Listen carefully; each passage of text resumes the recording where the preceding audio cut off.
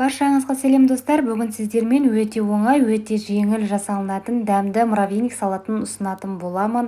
Ол үшін бізге қайнатылған тауық етін турап алдық, қиярымызды турап алдық, сырымызды теркадан өткіздік, ал қызанақты осылай сулы бөлігін алып, тек етті бөлігін ғана осылай турап шығамыз.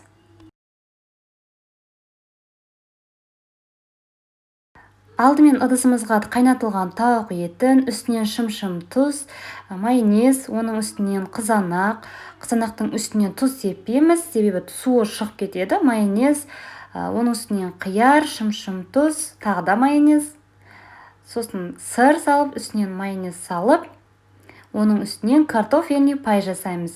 Міне өте оңай, өте жеңіл, міндетті түрде жасап көріңіздер. Картофельный пайдың жасалынуы парақшамда, YouTube каналымда бар. Сіздермен болған Умида, астарыңыз дәмді болсын.